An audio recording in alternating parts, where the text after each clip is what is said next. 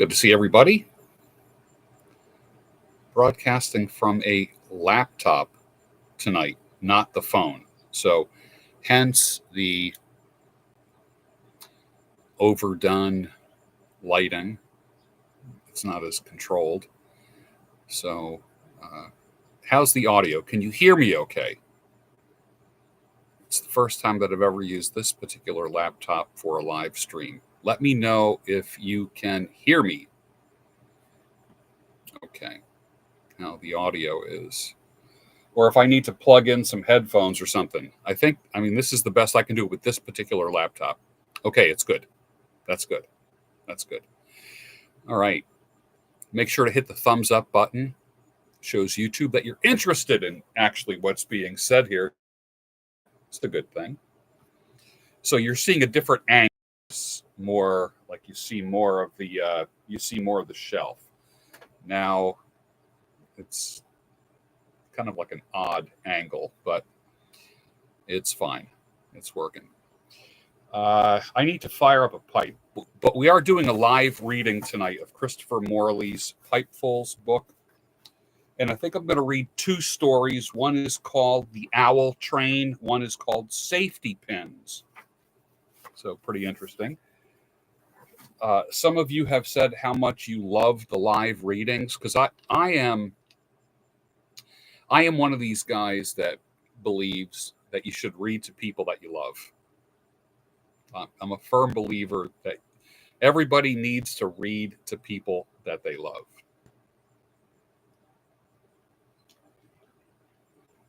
And I love my audience.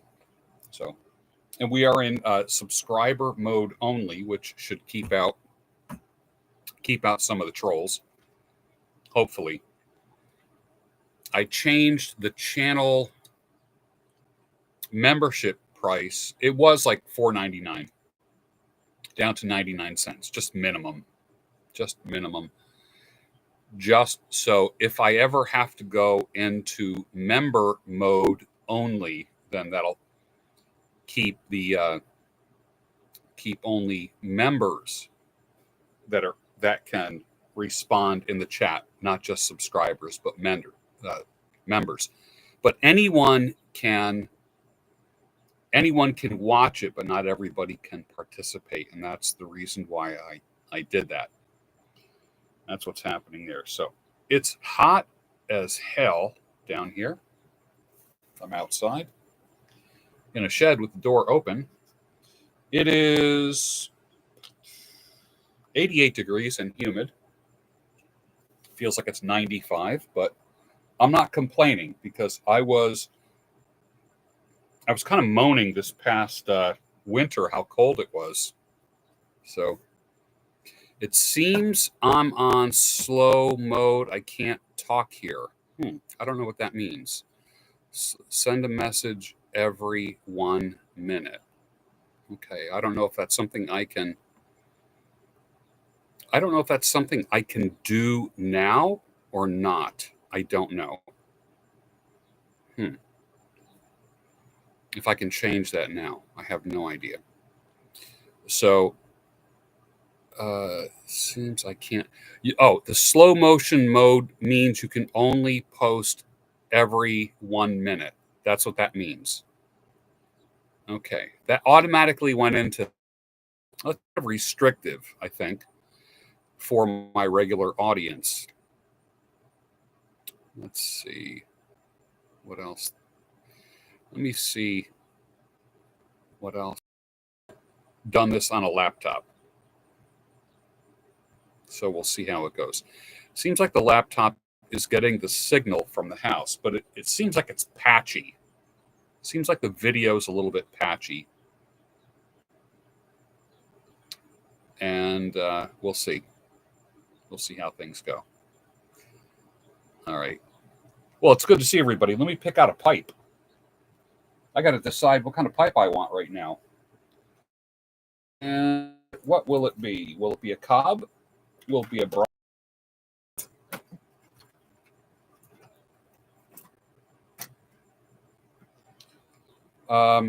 I do have a French pipe here, even though I'm not real happy about France right now. This is a Royal Ascot Supreme, but luckily it was made before Macron was even born, so I guess we're okay. Tap it out a little bit, and I think I'm going to have some House Reserve. I don't know if you can see that. House Reserve by Cornell and Deal. Cavendish, Burley, and Virginia. Pretty wild. And smells beautiful. I don't know if you can see that. It just smells glorious. It is absolutely glorious in the way that it smells. Out of this world. Out of this world. I could put on the lamp in the background to kind of even out the brightness, but I think we're going to be okay. That'll be something I do in the future. I had a ring light in front of me before, but I have the laptop sitting on a music stand right now. It's on a music stand. Make sure to hit the thumbs up button, please. That would be great if you could do that. And seltzer water in the shed cup.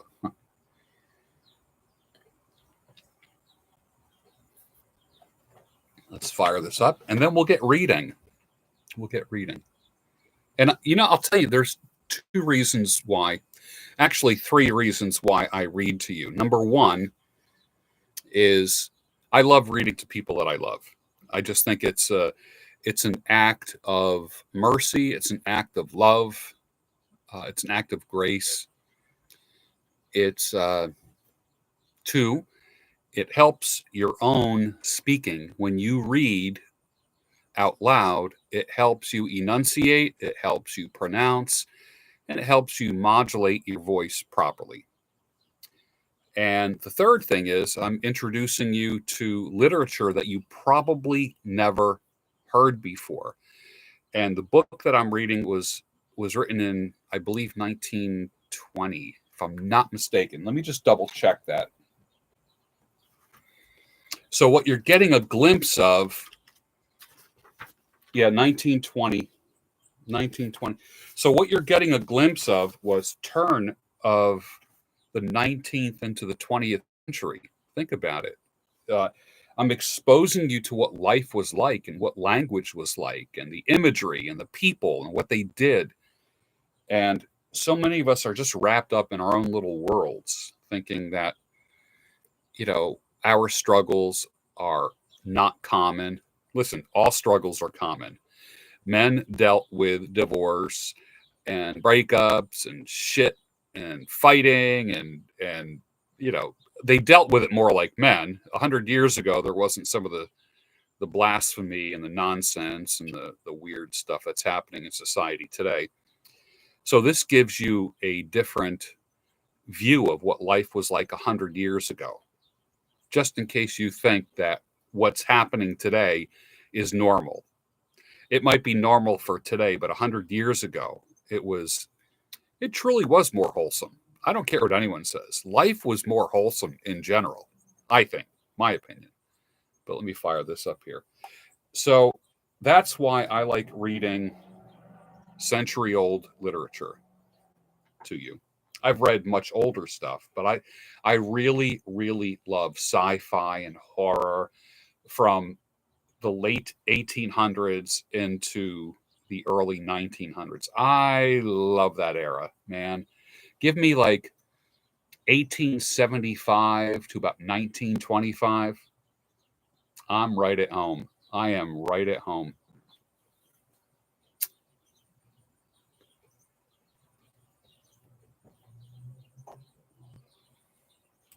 Oh, that's nice. And it's appropriate that I'm reading a Christopher Morley book as well.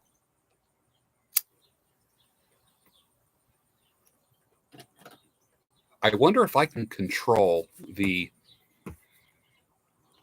camera, the various level settings of the camera. Let me just double check. I don't think I can. Now, I do have a webcam, a Logitech webcam in the house, but I'm not going to go get it. So I don't think I can control the color or anything on this. I can't. Lucas, good to see you. Let me just say hello to everyone real quick. Lucas, good to see you. Ender, good to see you. Ricky, Ted the Builder. Let's see. Socks is with us. Oscar Anderson, hello, sir. Pastor Nick, Christianity Unplugged. Jason Cleveland, Sky, Luke Thompson, Owen Otis. Who else? Guns is with us. Hello, sir. Ethers Integrity, Jason Weems, good to see you. Antonio, Billy the Buffalo, I am hiding. I'm hiding. What does that mean? And Jeremy Roy. All right, so apparently I'm on slow mode, which means people can only chat every 1 minute, every 60 seconds. And we're on subscriber only mode. All right. Samuel, SWB, good to see you. Stuart Nolan, good to see you. Video quality is not quite CNN, right? Okay. All right. So let me just continue to fire this pipe up as people are joining. We have 31 people in the chat, 19 thumbs up. Everybody give a thumbs up. Just bang that thumbs up button.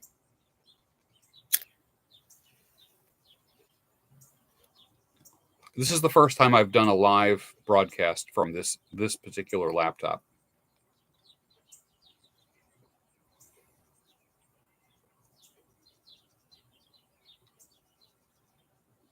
And it's probably going to get dark pretty quickly, I guess.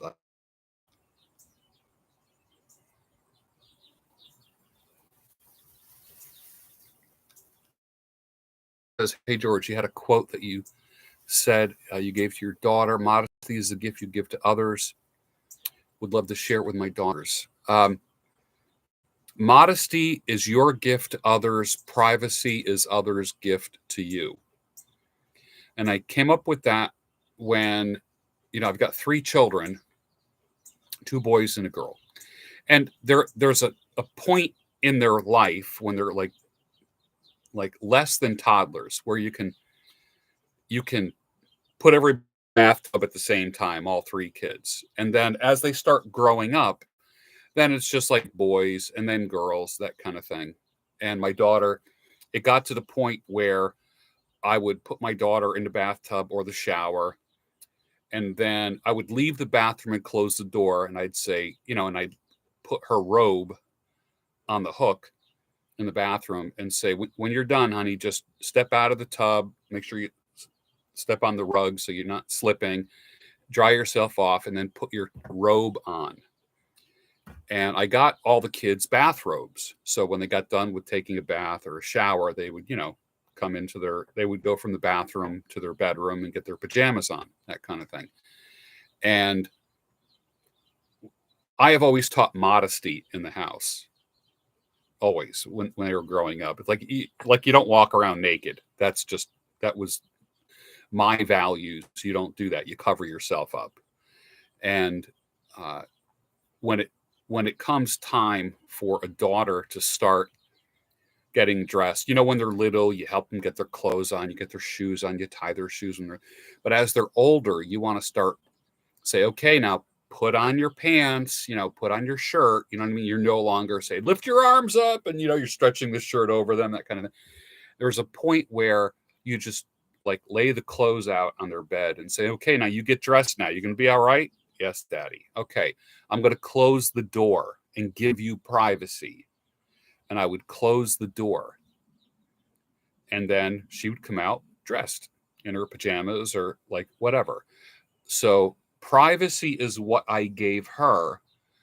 Her covering up herself with her clothing is modesty. It's her gift to me. So modesty is the child's gift to the family, to other people, and even older. Like women now are just like half naked on the internet. I just,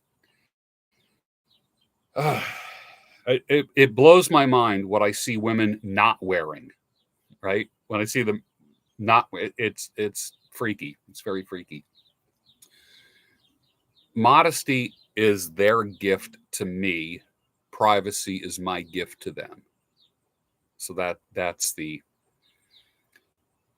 phrase, and that was how we operated in my home. So I think that's important. If you like that, give it a thumbs up. Modesty is your gift to others. Privacy, I'm sorry, modesty is other people's gift to you. Privacy is you turn on the light and get dressed, you take a shower, like that kind of thing.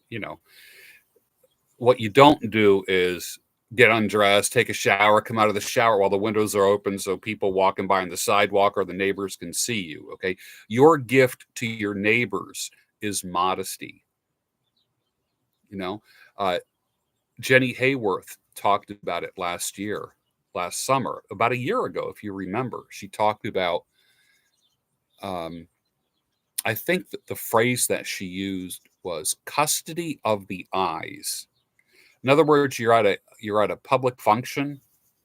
You're at a public function, and a beautiful, sexy woman walks in, and you kind of can spot it out of the corner of your eye, rather than like rubbernecking, like whoa, like taking a look at the woman. Control your eyes. Control your eyes. Don't let your eyes lead your mind somewhere where it shouldn't go. It's called having custody of your eyes. So you're not led around like a primal gorilla, just looking for a place to spread your seed, that kind of thing. And you don't want to tempt yourself in that way. And it especially like if you're a married man, or if you are in a relationship with somebody, because women know if you're looking at another woman. You guys know that, right? You're walking down the street, okay, with your woman, and another woman's walking towards you. Your woman will know if you are looking at that woman, and she'll call your ass out on that. And I make a point to not look at other women. I make a point of that. If I'm walking down the sidewalk with a woman and someone's approaching, what I'm not going to do is embarrass her by looking at the other woman. I don't want to be visibly, overwhelmed or obsessed with how someone else looks. I mean, how would you feel if your woman, like if some like Chad is walking towards you on the sidewalk and your wife is like, her eyes are like, and you see, like she stops talking and her mouth goes, you know, as like this handsome buff dude is walking by, it'd make you feel like shit, most likely, right? You know, and so, but this is where women have to other women. I'm not. This is a channel for men, so women can hang out here and learn. That's okay. That's totally cool. But I think women need to teach other women custody of the eyes. It's not my job to teach someone else's girlfriend, daughter, or wife that. So just something that you should know. Anyways, so I think that's a good rule to live by. I do. Jersey Prepper, Blake, Chip Sturman.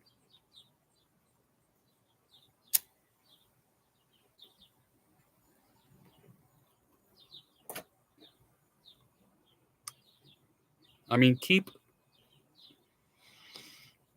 your wife's body special. Like, don't compare it to other people. Don't compare your wife's body to other women that you know. Okay? If you look at too many boobs, too many naked bodies, then then it all becomes commonplace, as Chip says. And You want your intimacy to be special. You don't want to cheapen it, that kind of thing. So I think uh, if you're in a restaurant and if you're in a restaurant with your woman and a pretty woman, with a nice body or revealing, you know, tight outfit on walks by with cleavage or, that kind of thing. And you find yourself just like stopping mid conversation and looking at the woman. I think that's disrespectful to your wife or your girlfriend. I think. And you need to control yourself. That's what temperance is. We don't use the word temperance very much. We don't. Temperance just means self-control. And temperance is a fruit of the spirit, you know? Temperance is a temperance temperance is something that all men need to practice. And let me tell you something, it gets easier the more you practice it. The more you practice temperance, the easier it gets. And the older you get, the easier it gets. I will tell you that. It does get older. For instance, like my sex drive was, you know, 100 miles an hour up till, I don't know, about 60, 61 years old. So, and I'm experiencing a downshifting of my libido, not my life drive, my actual sex drive. I'm experiencing how can I put it? Um, I guess I would say that a downshifting, and that's not a bad thing. That's not a bad thing. So that's something to think about. Yeah, Gunn says agreed. Yoga attire in public is not appropriate. I like it better when women dress modestly. You must leave something to the imagination, not show everything. Yeah, absolutely. Just 100%. I think that's important. I do. All right, I got to figure out. Like, usually I'm sitting in front of a ring light, and the only light that I have right now is the light coming from the backyard through the open door, and that's going to get darker and darker and darker. So the lighting will change. Like, I was over illuminated, almost in camera and video terms. The video was hot. It was like too bright, and even my beard looks whiter than it really is. In this kind of light. So there's like an overexposure happening. I don't think there's anything I can do about that. I don't think. I could be wrong. If you don't if you don't mind me just seeing if I can adjust any of this. Hold on one second.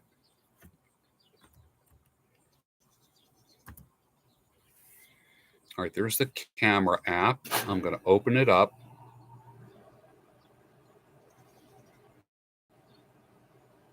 App settings.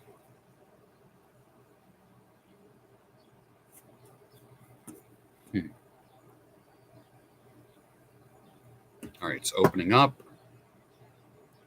Let's see. Front facing camera. Yes. Well, that's all there is on this. Let's see. Looks like another app is using the camera already. Okay. I get that. I see a settings, gear, camera settings, video settings, framing, grid.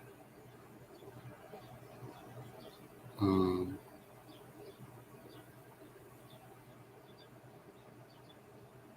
hmm.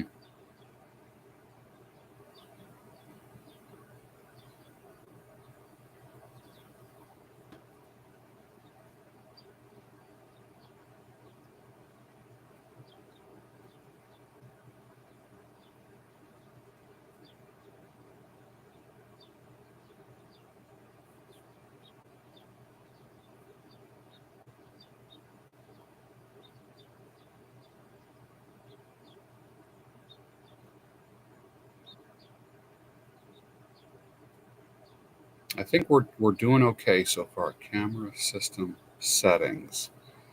In-app settings. Use system settings.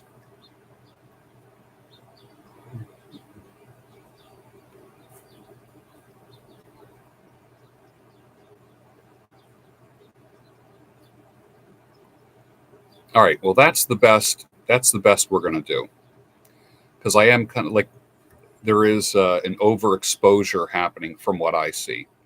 But I'm using the webcam on the laptop that I've never used before out here. Okay, I never brought the laptop outside like this, so that's what I'm doing.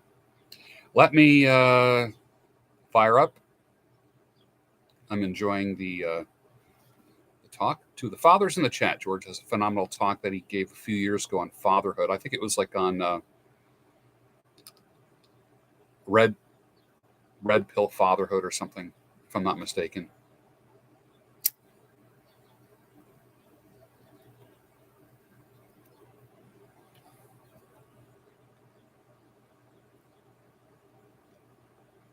Well, I don't have a light in front of me right now. I have an open door, so this is natural light.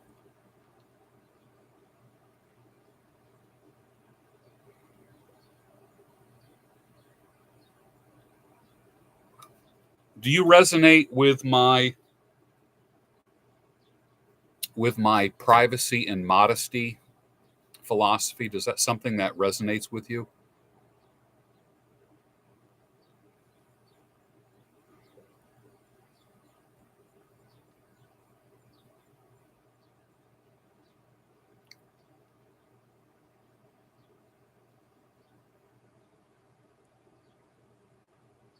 What's in the pipe? Well, this is a French pipe, and it's Cornell and Deal House Reserve, Cavendish, Burley, and Virginia flake cut tobacco. Yeah, I like it. House Reserve.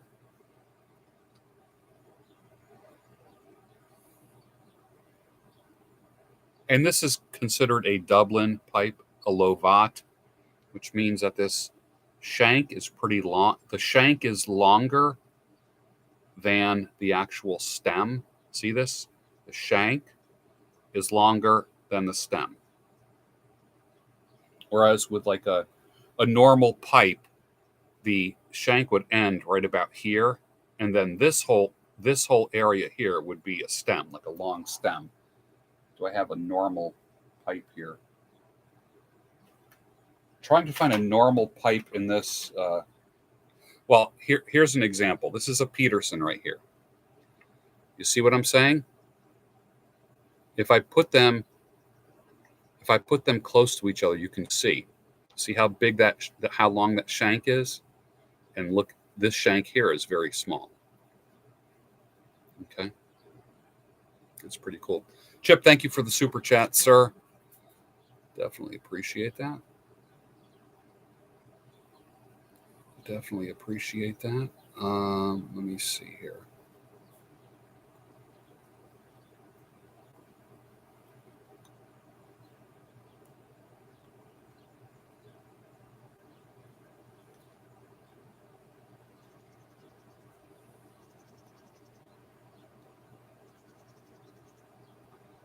The Peretti 432. Yeah, I know that pipe. I know that pipe. We're going to start reading. I have to start reading because of the light is starting to go down.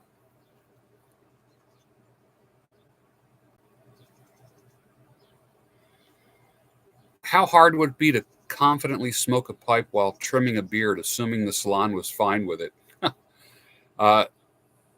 They would not. I don't think they'd appreciate it where I work. To be honest, this is not a pipe smoking kind of. In my own place, shoot, are you kidding me? Cigars and pipes all the way. And tonight, I am drinking just seltzer water in the Shed cup, like a 50-cent plastic cup that won't break if I drop it. Walmart.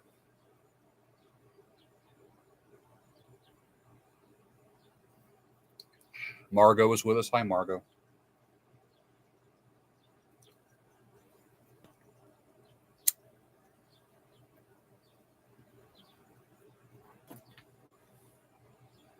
All right. I want to smoke this pipe a little bit more before I start reading. Lighting is a funny thing when it comes to photography and video.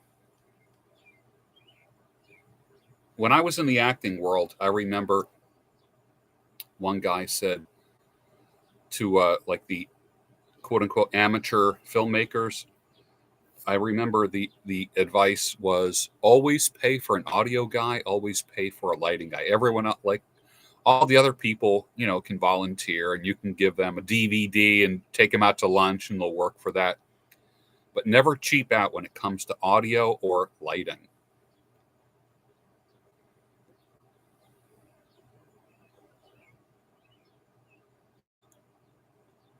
Isn't it funny? Not a lot of trolls tonight. That's because I'm into subscriber mode. Ben Miller says, have I been experimenting with AI tools at all? What are your opinions, predictions for AI in the future based upon what you know? What will it replace and what is irreplaceable? I'm already seeing that AI knows me. I've asked some AI graphic programs to actually portray me. And they got the white hair and the white beard and the dark eyebrows and the glasses and a pipe and all that and a microphone in front of me. So it knows me pretty well. And like if you go to Chat GPT and just say, tell me about YouTuber George Bruno, it's more than just Googling me. It's more than just Googling me. It's really interesting. It's very interesting. And I am only at Chat GPT 3.5 at this point.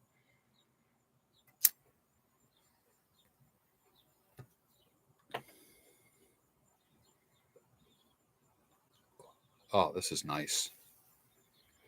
And I'm sure Christopher Morley was smoking a pipe as he wrote the stories that I'm going to read to you tonight. They're two very short stories that were written in 1920. Think about this, 104 years ago.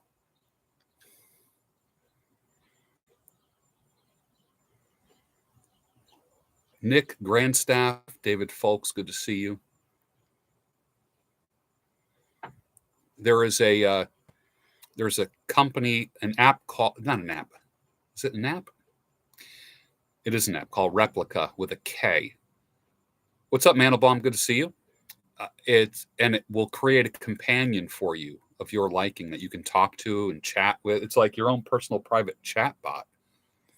It's a trip. It is an absolute trip.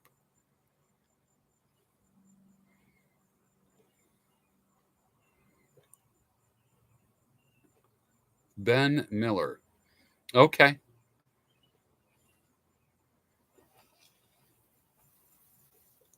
I have on I ended up putting on slow mode, which allows people to only text or chat every 60 seconds. I didn't even know what that meant until just now that it says I'm in slow mode. So if people want to just keep leaving chats, that it would be cool for my regulars to do that.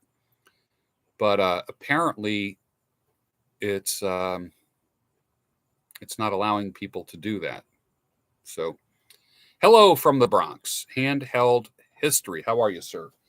Do you know Dominic Sicali from the Bronx?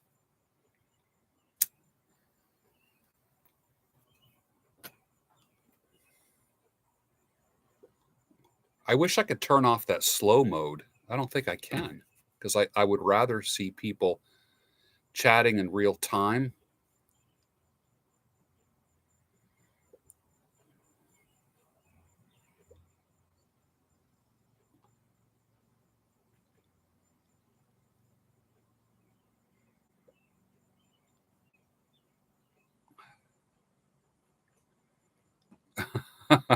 Yeah. Not as much as Sammy, though. Not as much as Sammy. Dom lives in Florida right now. You know, 1,000 Dominics. Yeah, exactly. It's like, hey, do you know this guy named Mario or Gino in New York City? You're from New York. You know a guy named Gino, right?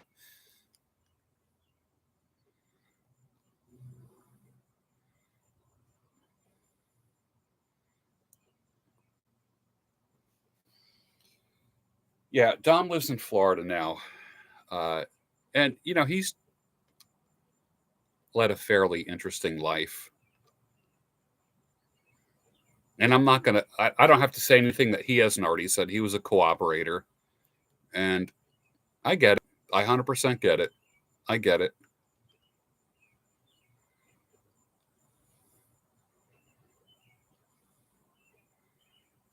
Man, this pipe is enjoying the hell out of me tonight. It is great.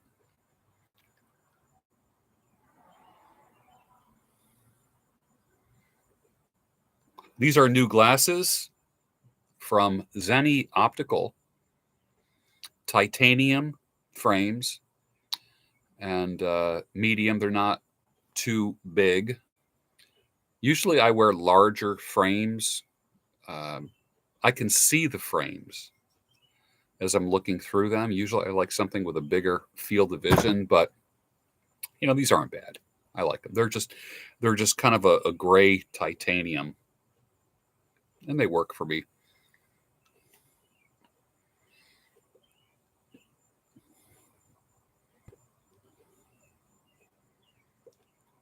I think the blurry video has to do with my Wi-Fi. It seems like it just kind of is getting. It's like getting weaker.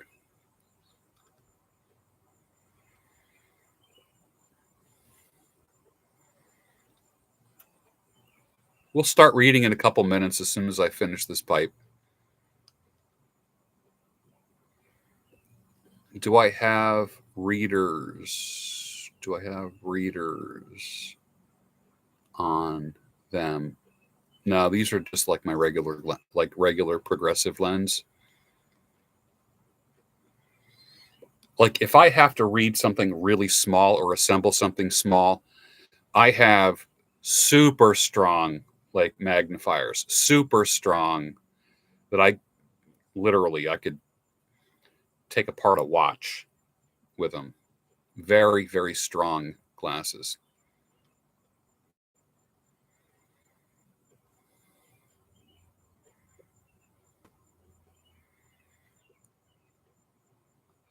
Click settings, then click speed. Well, the Wi-Fi signal isn't too strong right now. It's not too strong. So I'm not even getting one bar of because I'm getting Wi-Fi from the house. It's coming through the wall of the living room. I have a Wi-Fi extender in an outlet on the other side of that wall over there. So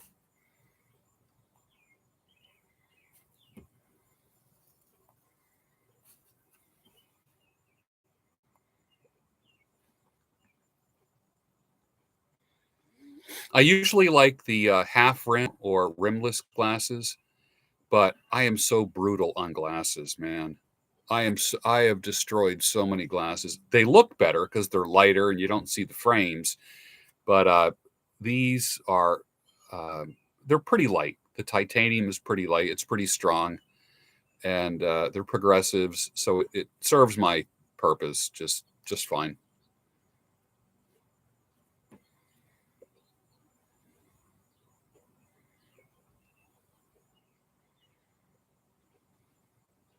I did get the scooter I was looking at. I did get the scooter.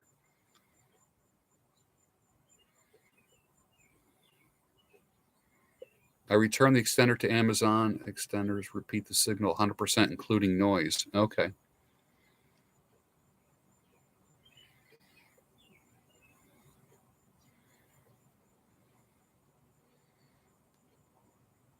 Glasses for life. Yeah.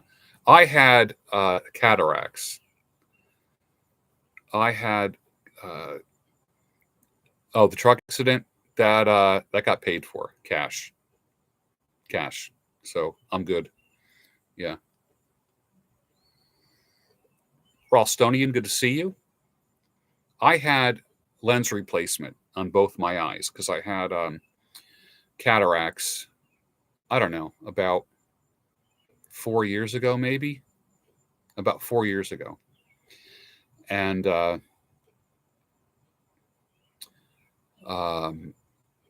that was evidenced by when I was driving at night. I would get starbursts, like any oncoming cars looked like their headlights looked like stars. Street lights looked like stars, and that was just the light hitting the cataracts. So I had the eyes done 1 month apart. Never had eye surgery before. If you never had eye surgery, man, that is a funky thing. That is just funky as hell. Like, because they kind of knock you out, So, and then they numb your eye, and like you just can't believe like they're operating on your freaking eye and putting a new lens in. So that's what I have. I have a new lens, and the eyes are doing okay. This eye here has a little bit of a like, if I look at certain angles, it looks like I'm cross-eyed or something. I don't see double or anything like that, but one eye is a little bit off. And hey, I'm happy I got eyes that can see, so I'm good.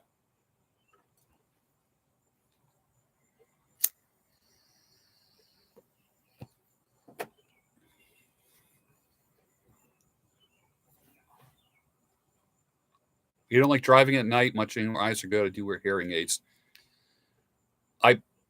If I was going to correct my hearing, it would be with an implant. Hearing aids don't work for me because I have a processing problem, not a volume problem.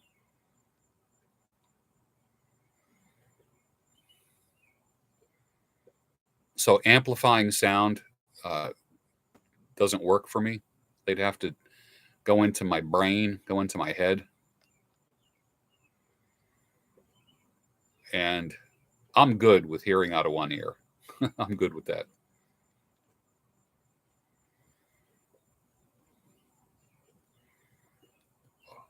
Yeah, when you're fatigued. Yeah, it's weird. When you're fatigued, like, the one eye acts a little funny. I'm not sure if I would opt for the cochlear implants because I'm actually enjoying. Sounds weird, man. Yeah, I got checked. This was called sensory neural hearing loss. Yeah, the yellow lens. I wear yellow lens, like safety glasses when I ride the motorcycle, day and night. It just lights up the road. Depth perception is beautiful. I mean, it is an absolute game changer. Absolute game changer. And Ross Sonny, thank you, sir, for the super chat. That's much appreciated. Tony Bruno's with us. What's my philosophy on aging and health? Do I have a goal age to live to? Yes, 104. I want to live to 104. Any commentary on quality versus quantity? I like to think I'd like to live to 92 in good health.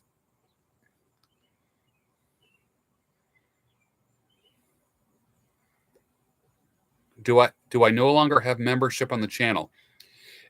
I went from a normal membership down to 99 cents. I just want to make it super accessible. But when I put on subscriber only mode or member only mode, it really cuts down on the trolls beyond what I've ever experienced. So this is a real treat rather than fighting trolls. It's crazy. Trimming beards at my dad's age is the goal. Yeah. But not shaving, though. When I'm 80, I'm going to put down the straight razor. Yeah, you got a refund from YouTube today regard to the channel membership. Yeah. I went down to 99 cents. It was like, what, $4.99 or something like that. But I wanted maximum exposure, wanted maximum exposure and maximum troll barrier. So who knows? I mean, I could end up going back to, this is my cell phone right here. I have a pretty big phone. It's a Samsung. There we go. Ralstonian. Welcome to the builder level. Yes. This is a Samsung Galaxy S23 Ultra. I've got 1 terabyte of storage in this. It's huge. And it's fast and it's like incredible. Plus it has the stylus where I can do editing. And I can like do all my editing and take notes with this. But I use the stylus just for the editing of videos. Yeah. How should you trim your sideburns? It all depends. If you want them long, if you want chops, if you want short. When I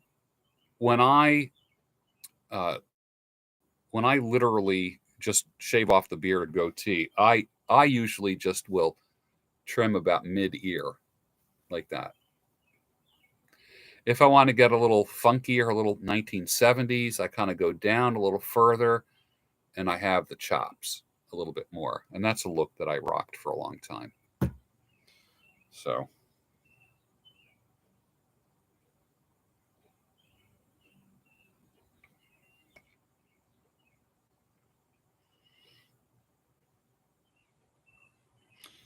that's what's happening here. All right. Bring back the 70s. Yeah, right? I love the 70s, man. I love the 70s. I wish I was the person I am today 50 years ago. You've heard the phrase. You've heard the phrase, if I knew then what I know now. I think it's that.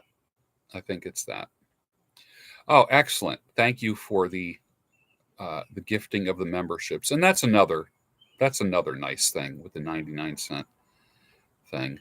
So, and I like how YouTube refunded, the money and then reappropriated the 99-cent with the current members. And I think that's cool. That's very cool. Man, this is a nice tobacco. I really enjoy this.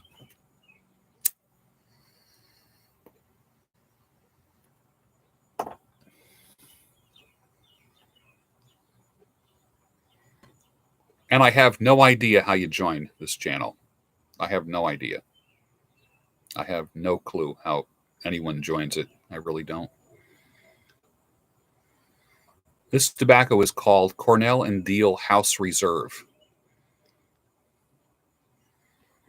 It's kind of like what they're trying to do is like a tobacconist, like a pipe and tobacco store.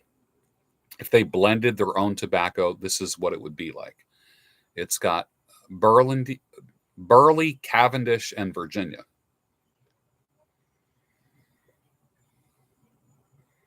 Hit the thumbs up button, everybody. Hit the thumbs up. I'm going to start reading in a couple minutes. They're very short, 2 short stories I'm reading tonight. One called The Owl Train. I don't know if that means a night train or whatever. I don't know.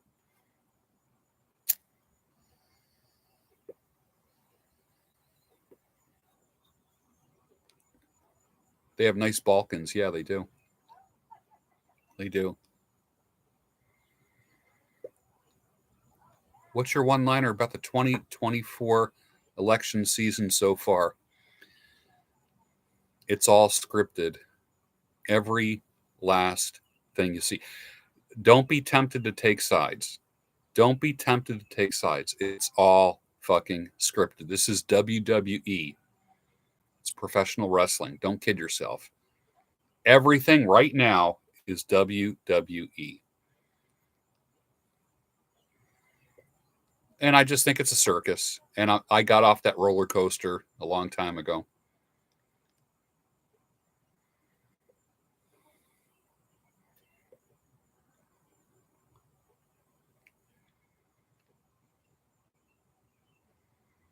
How should you deal with the situation about the cold, hard truth? Accept it. There's nothing you can do about the truth. There's nothing you can do about the Olympic show was nuts. Literally. Apparently, one of those weirdos had his nuts hanging out. Literally. On television. Like, what? Yes, the Olympics was nuts. I called it the Ozempics. There wasn't even a thin person there. I mean, it was just crazy. Am I going to vote? Or are you disillusioned? Oh, I'm disillusioned, but I'm going to vote, or I'm going to show up, or I'm going to show up. You can go to you can go to your polling place, and you don't send a message by not voting. You send a message by going there, signing in, like you do, like you're going to vote, and then walking out. That's it. Or going in and voting for treasurer or something, you know, voting for records clerk or something to that effect. Yeah.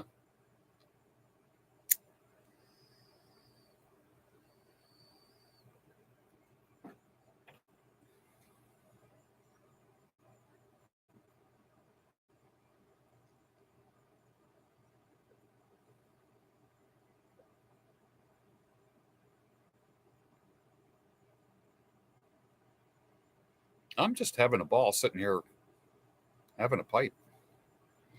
Can you write your name in for president? Yes, you can. You can.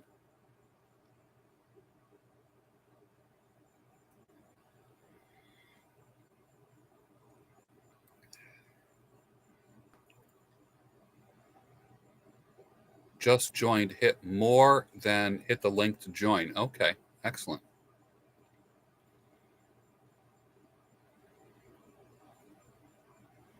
I don't know what your screen looks like, guys. I have no idea. I know what my screen looks like. I don't know what your screen looks like or what you see. Because this is the first time that I've ever broadcast from a laptop. It's usually the phone on a little tripod.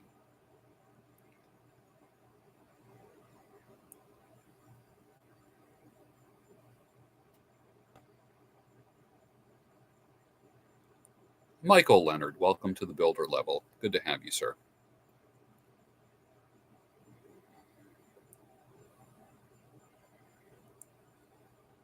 Well, are you ready? Because I'll probably fire up another bowl after the reading tonight.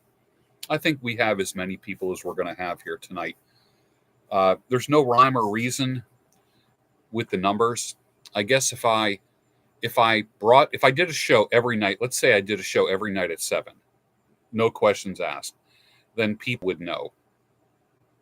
Thoughts on the Kurt Russell mustache tombstone? Absolute epic. Absolute epic mustache. All right, this is the owl train, and this is the conductor or attendant. The illustration from 1920. The book was written in 1920. Let's see if I have enough light to do it now. This is by Christopher Morley in 1920. Across the moonlit landscapes, while good folk are at home curling their toes in the warm bottom of the bed. I love how this guy writes. I really do. I love how. While good folks are at home curling their toes in the warm bottom of the bed, the owl trains rumble with a gentle drone, neither fast nor slow. There are several owl trains with which we have been familiar. Oh, I wondered what owl train meant. Okay, like a night train. One rather aristocratic of its kind is the caravan of sleeping cars that leaves New York at midnight, deposits hustling businessmen of the most aggressive type at South Station, Boston. So from New York to Boston is the owl train. While you are at home sleeping, the owl train takes its passengers from New York to Boston. After a dissolute progress of full of incredible jerks and jolts, these pilgrims reach this dampest, darkest, and most arctic of all terminals. About the time of the morning, codfish begin to warm his bosom on the gridirons of the sacred city. That's funny. Another terrible nocturnal prowler slips darkly away from Albany at 1 a.m. That's where I'm from, the Albany area. I love reading stories that have actual places. And rambles disconsolately with the shrill wailings of the west shoreline. Below the grim palisades of the Hudson, it wakes painful echoes. Its first 6 units, as far as one can see in the dark, are blind express cars containing milk cans and coffins. I told you, this is life 100 years ago. We once boarded it at Kingston, and after uneasy slumber across 2 facing seats, found ourselves impaled upon Weehawken 3 hours later. There one treads dubiously upon a ferry boat in the fog and the broom of dawn, ungluing eyelids in the bleak dividing pressure of the river breeze. But the owl train we propose to celebrate is the vehicle that departs modestly from the crypt of Penn Station in New York. Whereas when I take the train from Philadelphia to New York City, I get off at Penn Station.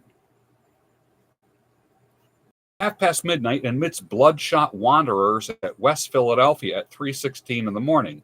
The railroad company, which thinks these problems out with nice care, lulls the passengers into unconsciousness of their woes, not only by a gentle and even gait, progress almost tender in its carefully modulated repression of speed, but also by keeping the cars at such an amazing heat that the victims promptly fade into a swoon. I told you have to have a dictionary when you are listening to Christopher Morley. Nowhere will you see a more complete abandonment to the wild postures of fatigue and despair than in the pathetic sprawl of these human forms upon the simmering plush settees.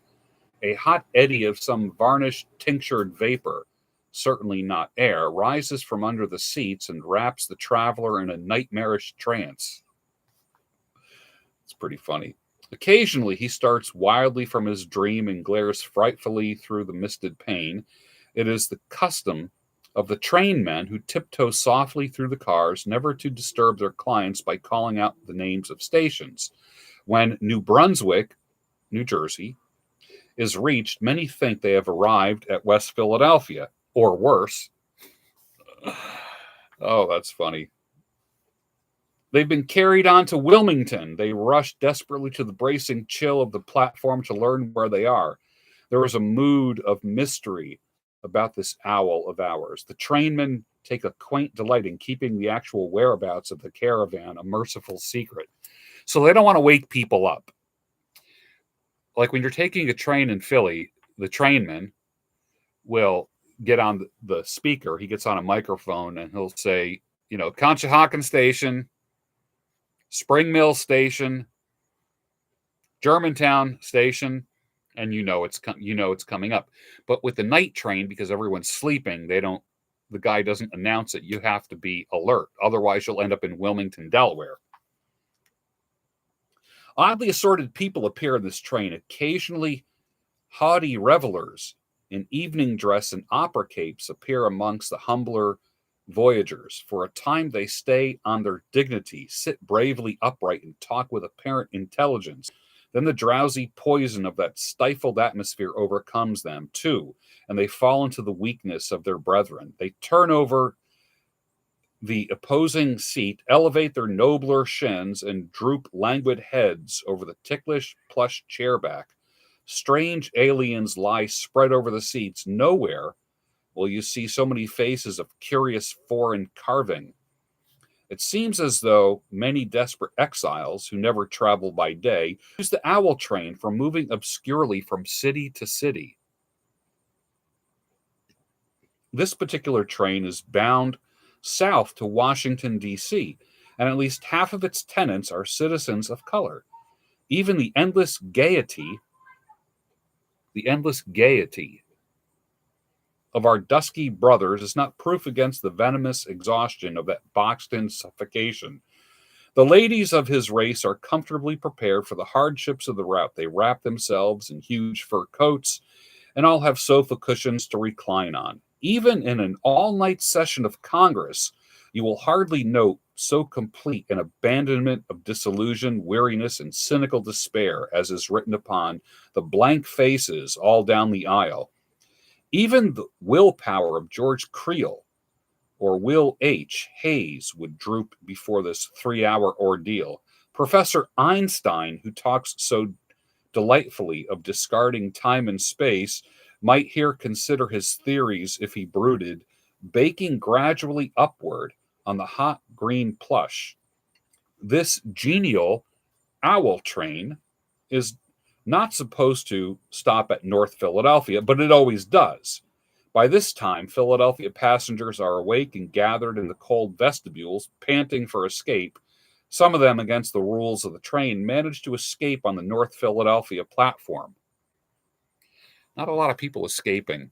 There's a lot of people who want to escape from the North Philadelphia platform, but not to the North Philadelphia platform. And if you're from Philadelphia, you know North Philadelphia is it's a shithole. It's just a crime hole. Temple University is there. Just pretty bad. The title of the reading tonight is called The Owl Train. The Owl Train. It's really good.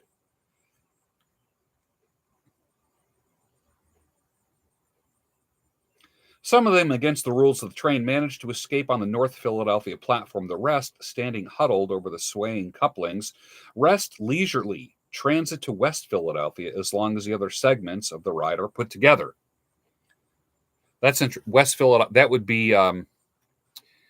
would be University of Pennsylvania and Drexel University. They are right off of the West Philly station.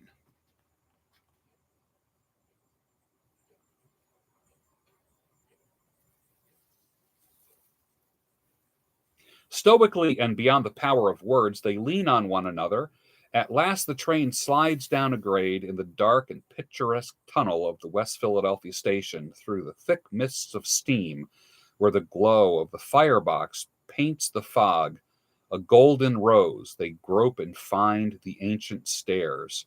Then they stagger off to seek a lonely car or a Nighthawk taxi. That's a ride from New York City to Philadelphia on the Owl train, as it was called. That would go from 12 midnight till about 3 a.m. Interesting. You can drive much faster than that.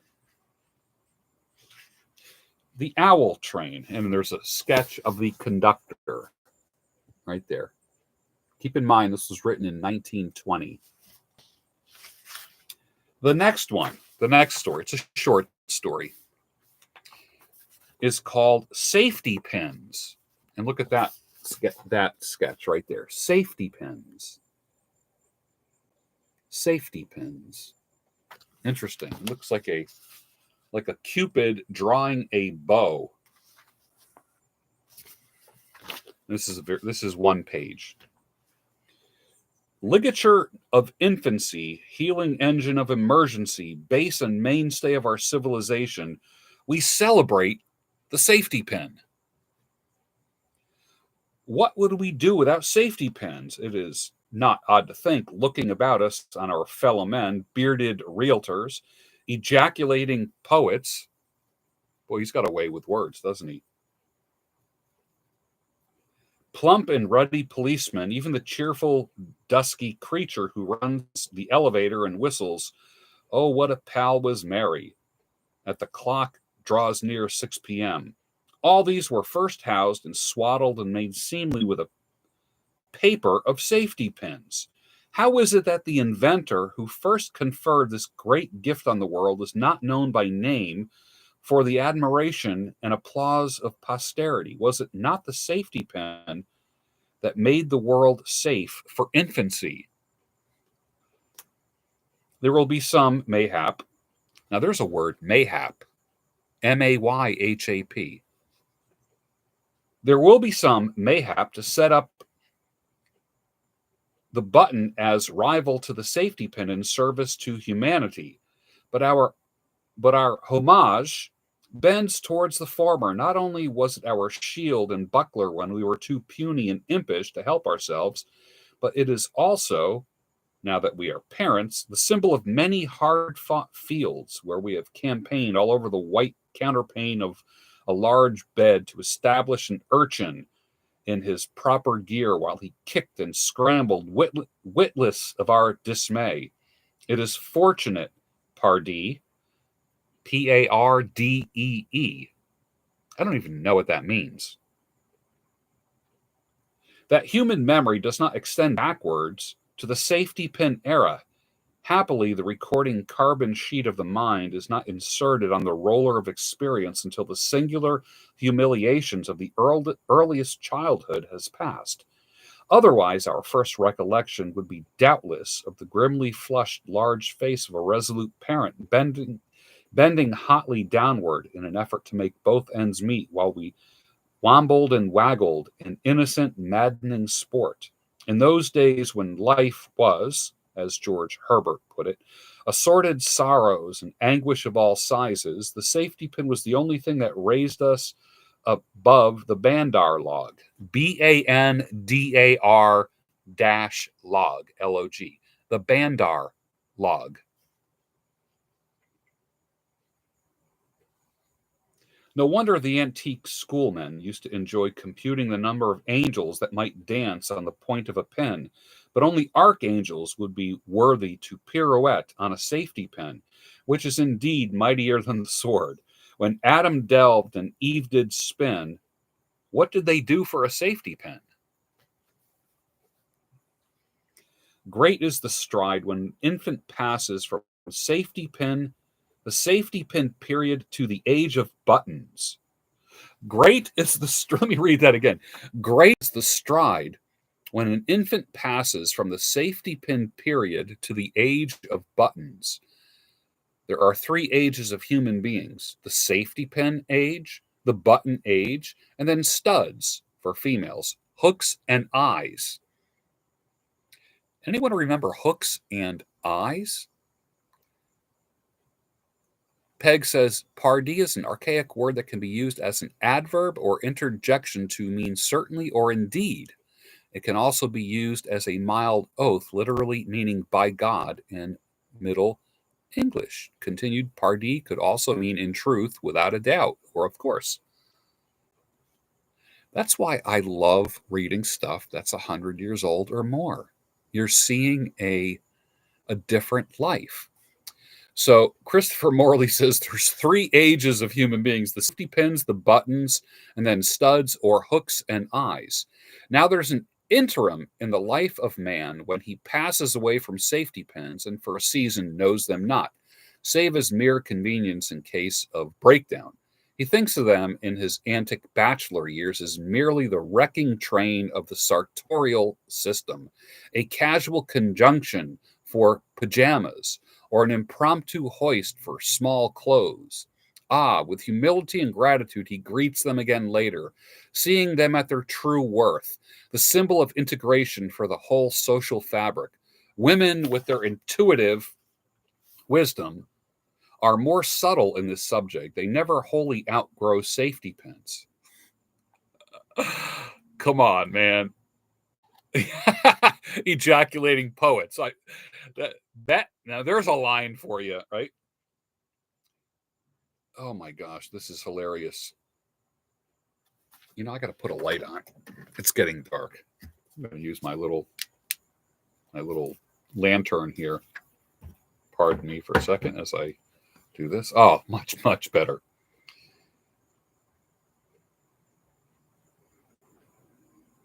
Women, they never wholly outgrow safety pins, though they love to ornament them with jewelry, precious metal, and enamels. They are not but safety pins after all. Some ingenious philosopher could write a full tractate on women in her relation to pins, hairpins, clothespins, rolling pins, hat pins. Come on. Come on. That is good writing. Only a bachelor, as we have implied, scoffs at pins. Hamlet remarked after seeing the ghost and not having any Sir Oliver Lodge handy to reassure him that he did not value his life at a pin's fee. That's pretty cool. Pope, we believe, coined the contemptuous phrase, "I care not a pin." The pin has never been done justice in the world of poetry, as one might say. The pin has had no pindar. Of course, there is the old saw about see a pin and pick it up. All the day you'll have good luck. Okay. So that was maybe something from the 1800s, early 1900s. See a pin and pick it up all day long, you'll have good luck. This couplet, barbarous as it is in its false rhyme, points, as Mother Goose generally does, to profound truth. When you see a pin, you must pick it up. In other words, it is on the floor where pins usually are. Their instinctive affinity for the terra firma makes one wonder why, rather than the apple, did not suggest the law of gravitation to someone long before Newton. Incidentally, of course, the reason why Adam and Eve were forbidden to pick the apple was that it was supposed to stay on the tree until it fell, and Adam would then have the credit of spotting the principle of gravitation. Much more might be said about pins, touching upon their curious capacity for disappearing, superstitions concerning them, and usefulness of hat pins or hairpins as pipe cleaners. Christopher Morley mentioning the pipe. Let me read that again. Much more can be said about pins, touching upon their curious capacity for disappearing, superstitions concerning them, and the usefulness of hat pins or hairpins as pipe cleaners, usefulness of pins to schoolboys, both when bent for fishing and when filed to an extra point for use on a boy in the seat in front of him, honoring him in the breach, as Hamlet would have said. In school, you take a pin and you poke the boy in the butt with a pin. And Hamlet would say, now how funny is this? You never heard this before. Honoring him in the breach. Oh, that is fantastic. And their curious habits of turning up in unexpected places, undoubtedly caught by pins in their long association with the lovelier sex. But these useful hyphens of raiment, we will merely conclude by saying that those interested in the pin industry will probably emigrate to England, for we learned from the Encyclopedia Britannica that in the Happy Island, pins are cleaned by being boiled in weak beer.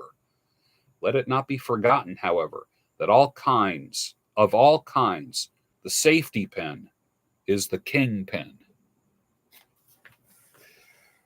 Christopher Morley on safety pins. Did you enjoy that? That was pretty funny, I think. That was pretty funny. Time to fire up the pipe. Maybe I'll do one more bowl and then I'll head to bed. Let's see. And I enjoyed this pipe tonight as much as it enjoyed me. Yeah, Chip, you're right. What's next? I think I'm going to have Old Joe Krantz next. That's what I'm going to have. You're right, Chip. You don't see hook and eye much on people's clothing, right? I mean, we went from the safety pin era to the button era to the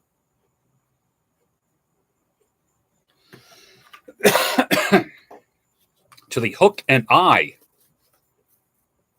Very fascinating. And like Chip says, every bra has a hook and an eye. Interesting. I think it's the only, am I right? Is that the only garment today that has a hook and an eye is a woman's bra? Right? I mean, bras don't get fastened with a button. or anything else, right? But if something breaks on anyone, Mom always had a couple safety pins in her purse. Always. And the safety pins saved the day.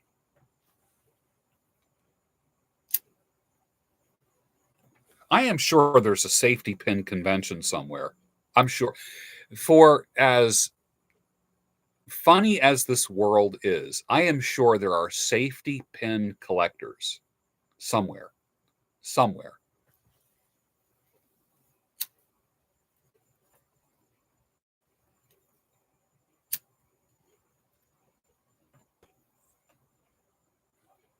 So that was the owl train and safety pins. And you got a little picture of what life was like 100 years ago.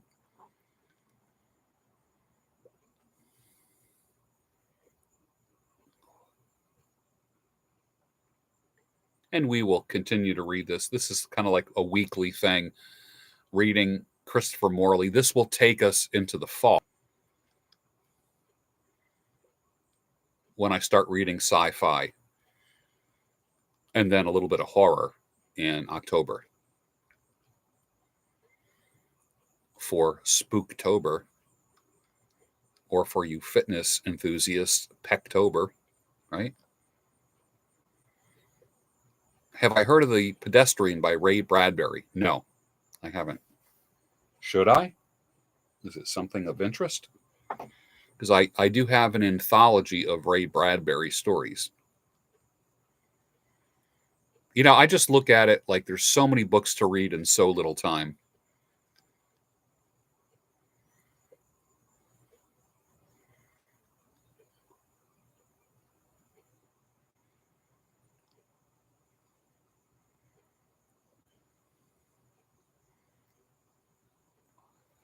Hold on one second here.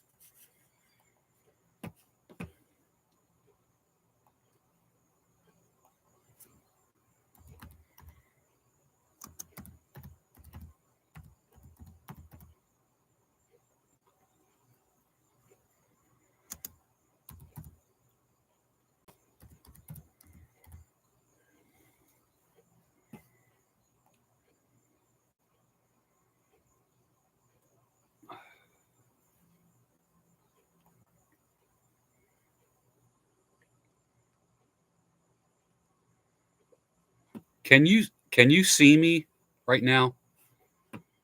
Can you see me? I'm trying to size something up here as I um hmm.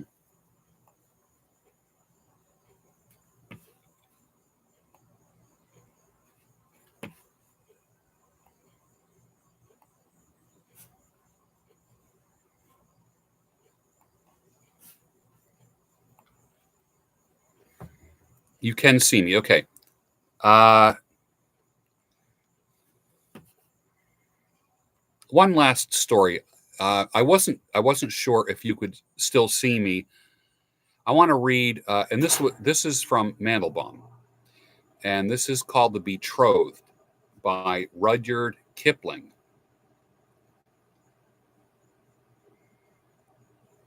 Open the old cigar box. Get me a Cuba stout, for things are running crossways, and Maggie and I are out. We quarreled about Havanas. We fought o'er a good cheroot, and I knew she is exacting, and she says that I am a brute. Open the old cigar box, let me consider a space, the soft blue veil of vapor musing on Maggie's face. Maggie's pretty to look at, Maggie's a loving lass, but the prettiest cheeks must wrinkle, the truest of loves must pass. There's a peace in Laranaga, there's a calm in Henry Clay, but the best cigar in an hour is finished and thrown away. Thrown away for another as perfect and ripe and brown, I could not throw away Maggie for fear of talk of the town. Maggie, my wife at 50, gray and door and old, with never another Maggie to purchase for love or gold. And the light of days have been the dark of the days that are, and love's torch stinking and stale like the butt of a dead cigar. The butt of a dead cigar you are bound to keep in your pocket, with never a new one to light, though it's charred and black to the socket. Open the old cigar box, let me consider a while. Here is a mild manila, there is a wifely smile. Which is the better portion, bondage bought with a ring, or a harem of dusky beauties, 50 tied in a string? He's comparing a wife to a bundle of cigars. Counselors cunning and silent, comforters true and tried, and never one of the 50 to sneer at a rival bride. Thought in the early morning, solace in time of woes, peace in the hush of twilight, balm ere my eyelids close. This will the 50 give me, asking naught in return, with only a sati's passion to do their duty and burn. This will the 50 give me, when they are spent and dead. 5 times other 50s shall be my servants instead. The furrows of far off Java, the isles of Spanish Main, when they hear my harem is empty, will send me my brides again. I will take no heed to their raiment nor food for their mouths withal, so long as the gulls are nesting, so long as the showers fall. I will scent them with best vanilla, with tea I will temper their hides, and the Moor and Mormon shall envy who read the tale of my brides. For Maggie has written a letter to give me my choice between the wee little whimpering love and the great god nicotine. Pretty funny. And I've been a servant of love for barely a 12-month clear, but I have been priest of cabanas for a matter of 7 years. And the gloom of my bachelor days is flecked with cheery light of stumps that I burn to friendship and pleasure and work and fight. And I turn my eyes to the future that Maggie and I must prove, but the only light on the marshes is the will-o'-wisp of love. Will it see me safe through my journey, or leave me bogged in the mire? Since a puff of tobacco can cloud it, shall I follow the fitful fire? Open the old cigar box, let me consider anew. Old friends, and who is Maggie that I should abandon you? A million surplus Maggies are willing to bear the yoke, and a woman is only a woman, but a good cigar is a smoke. Light me another Cuba. I hold to my first sworn vows. If Maggie will have no rival, I'll have no Maggie for spouse. Absolute classic. Absolute classic. That was written in 1886 by Rudyard Kipling. Isn't that amazing? The camera looks like Ray Harryhausen animated me. It is kind of like stop motion, isn't it? I'm using, like, it's getting dark out now. Okay, here's me without light. Here's me with that little lantern thing. It's a little camping lantern. Did you like that poem? That was called The Betrothed. It's like a man having to choose between his woman and a cigar.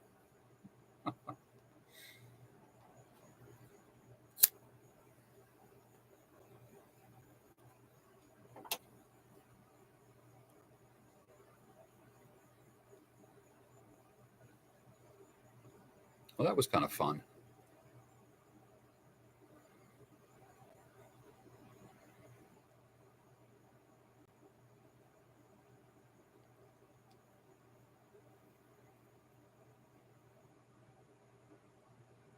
The Betrothed by Rudyard Kipling, written in 1886. How many years ago was 1886? Someone do the math real quick.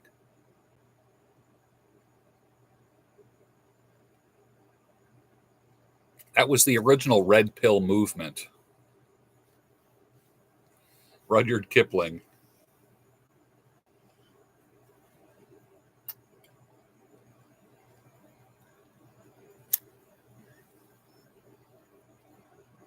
$138 years ago. My gosh.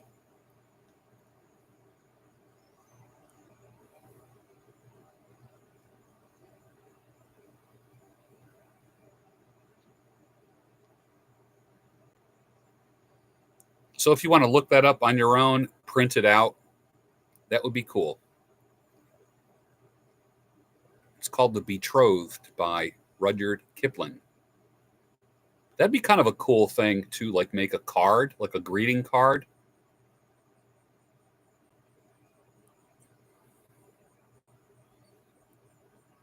I never read Rudyard Kipling's The Vampire. Never read that.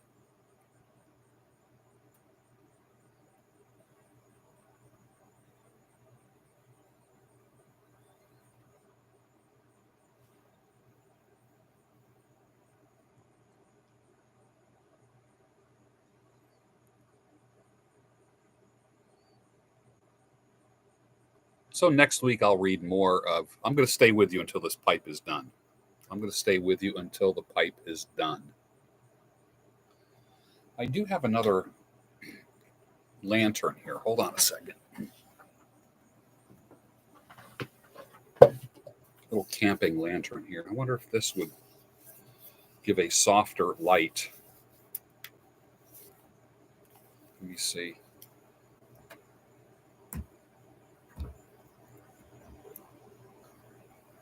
Oh, that's not too bad, right? That's not too bad. This is a little harsh.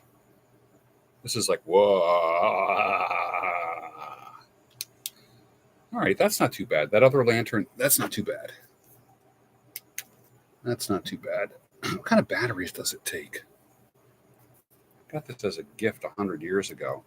This is kind of like a cool little camping lantern with a hook where you hang it up like that while you're camping, like hang it up in your tent or something. And it also has a flashing mode that'll put you into a epileptic seizure. Wait. Can you see that flashing? Yeah. I wonder if it's going to take, if it needs brighter batteries. It takes 4 AA cells. They probably do need to be replaced. And they are the original batteries in here. This is at least 10 years old. At least 10 years old. And I'm sure new batteries will illuminate it a little bit better than it is. So I'll take that in tonight. And then this lamp behind me, I'll probably plug that in for the next reading. So it'll be more like a living room kind of thing.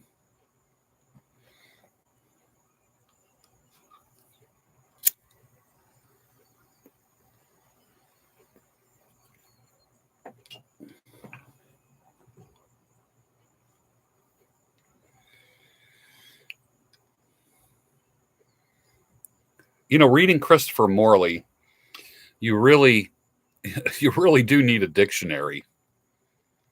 I mean, there were words in there that I never even heard before. There were phrases I never heard before.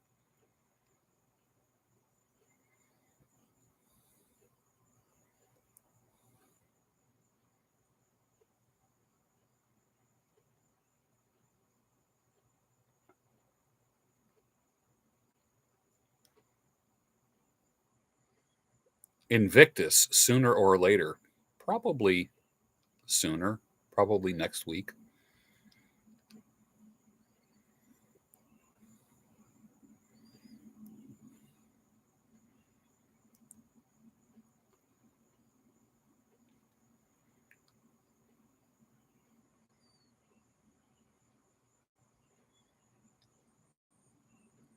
Well, I do like streaming on this laptop better than my phone. I do. I like it a lot better. It's just more I'm not constantly touching the screen and all this. I have, you know, like the mouse here, and I'm just using the mouse.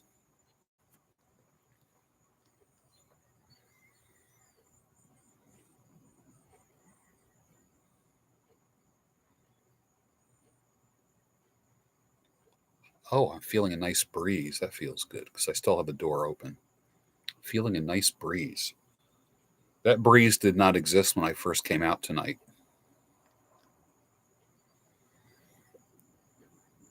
But I'll probably still take a cool shower when I go in. What is the temperature here right now? All right, it's 85 degrees. So it dropped 5 or 6 degrees. No complaints. Because it's not going to be long before I'm freezing again, right?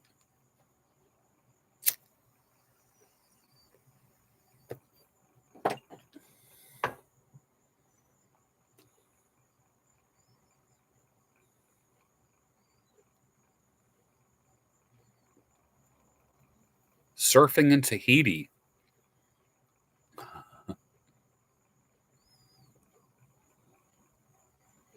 Well, I appreciate everyone being here.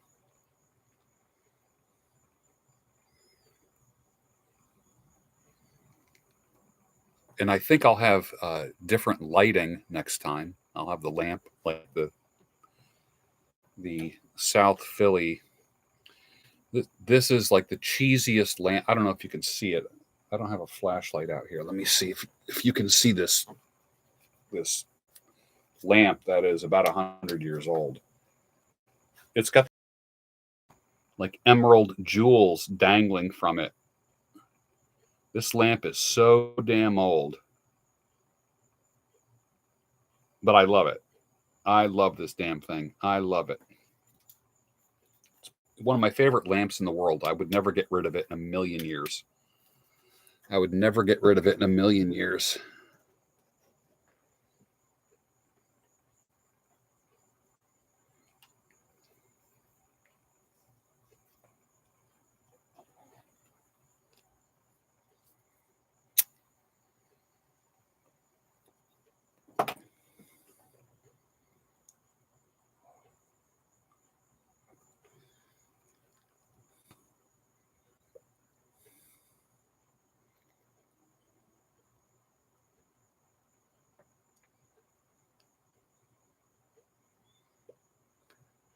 All right, well, it's time to go in.